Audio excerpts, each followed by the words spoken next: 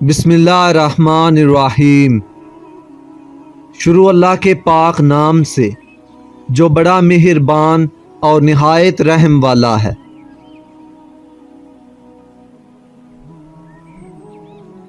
میں نے اپنے ایک دوست سے کہا کہ مجھے جو بات کرنے سے روکا گیا ہے تو اس اختیار کے باعث ہے کہ اکثر اوقات اتفاقاً اچھی اور بری باتیں منہ سے نکل جاتی ہیں اور دشمنوں کی نگاہیں برائی کے سوا کہیں نہیں پڑتی۔ دوست بولا، دشمن وہی اچھا ہے جو نیکی یا اچھائی نہ دیکھے۔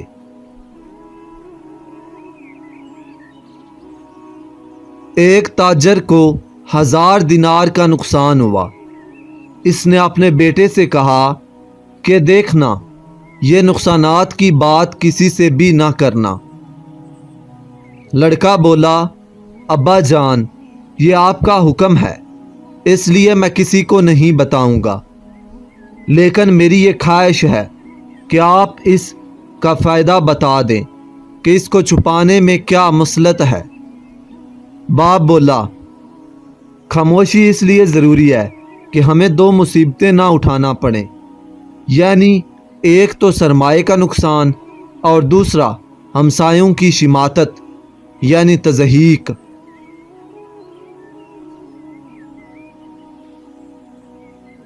ایک عقل مند جوان فضیلتوں، خوبیوں کے ہنروں سے بڑی حد تک بہرہ ور ہوتا ہے اور اس کی طبیعت نفرت کرنے والی تھی۔ چنانچہ جب کبھی وہ دانش مندانوں کی محفلوں میں بیٹھتا تو بات کرنے سے اپنی زبان کو روکے رکھتا۔ ایک مرتبہ اس کے باپ نے اسے کہا، اے بیٹے، جو کچھ تجھے آتا ہے تو بھی کہہ دیا کر۔ جوان بولا، مجھے اس بات کا ڈر رہتا ہے کہ کہیں ایسا نہ ہو کہ وہ لوگ مجھ سے ایسی بات پوچھ لے جس کا مجھے علم نہ ہو اور یوں مجھے شرمسار ہونا پڑے۔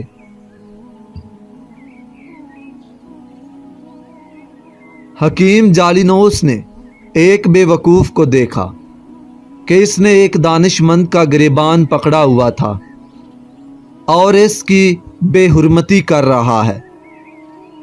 جالینوس نے یہ صورتحال دیکھ کر کہا کہ اگر یہ شخص دانش مند دانا ہوتا تو نادان کے ساتھ اس کا معاملہ اس حد تک نہ پہنچتا۔ گویا اس دانش مند نے اس نادان سے کوئی بات یا تکرار کی ہوگی جس پر اس نے اسے پکڑ لیا۔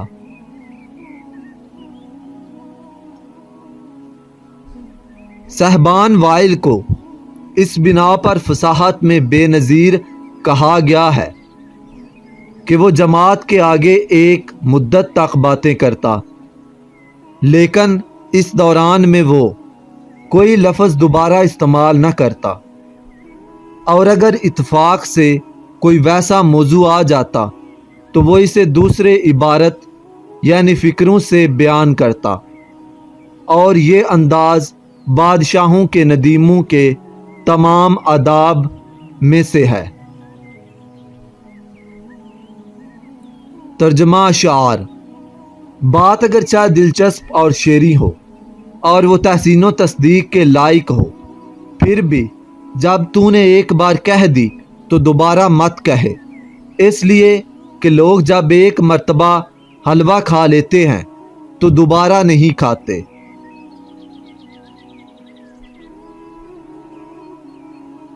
میں نے ایک دانشور کے بارے میں یہ سنا کہ وہ کہا کرتا تھا کہ کوئی شخص بھی اپنی جہالت کا اقرار نہیں کرتا سوائے اس شخص کے کہ جب کوئی دوسرا بات کر رہا ہوتا ہے تو اس کی بات ابھی ختم بھی نہیں ہو پاتی کہ وہ درمیان میں اپنی بات شروع کر دیتا ہے۔ ترجمہ اشعار۔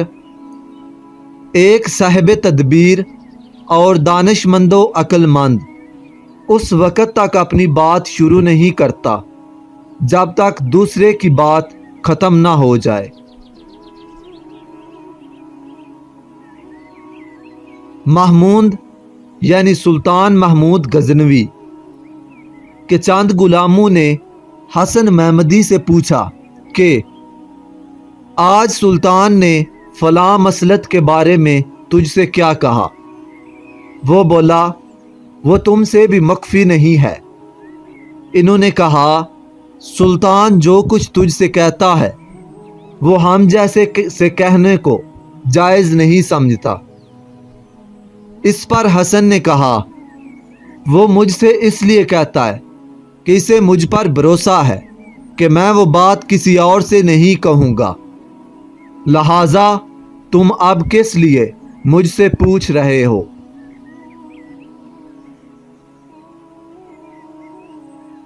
मैं एक मकान खरीदने के सिलसिले में फ़िक्रमंद था।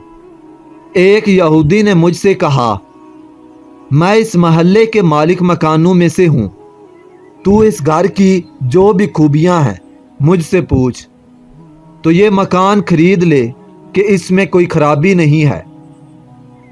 इस पर मैंने इससे कहा कि सिवाय इसके कि तू मेरा हमसाया होगा, यानी तेरी हमसायगी मेरे लिए बुरी होगी।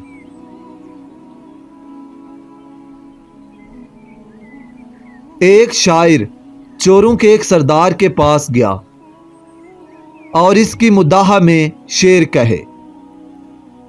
सरदार ने चोरों को हुक्म दिया कि इसका लिबास उतार लो और इसे गांव से निकाल दो। चनाचा ऐसा ही किया गया। बेचारा शायर गरीब सर्दी में नंगा जा रहा था कि कुत्ते इसके पीछे लग गए। इसने इन्हें दौड़ाने के लिए एक पत्थर उठाना चाहा। जमीन पर बर्फ जमी हुई थी, जिसके बायस वो पत्थर ना उठा सका। तंग आकर बोला, ये चोर कैसे गलीज लोग हैं कि कुत्ते को तो इन्होंने खुला छोड़ रखा और पत्थर बांध रखा है। चोरों का सरदार खिड़की में से देख रहा था। इसने शायर की ये बात सुन ली, जिस पर वो हंस पड़ा। कहने लगा कि ऐ दाना, मुझसे कुछ मांग। शायर ने कहा कि अगर तू मेहरबानी फरमाए तो मेरा लिबास मुझे चाहिए। हम तेरी अता के साथ कूच करने और चले जाने पर खुश होंगे। आदमी दूसरों की तरफ से खैर का उम्मीदवार होता है। मुझे तुझसे खैर की तो कोई तवक्को नहीं, तो मुझे दुख ना पहुंचा। चोरों के सरदार को इस पर रहम आ गया। चुनाचा इसने इसका लिबास वापस कर दिया और इसके साथ खाल की बनी हुई एक कबा और चंद दरहम भी दे दिए।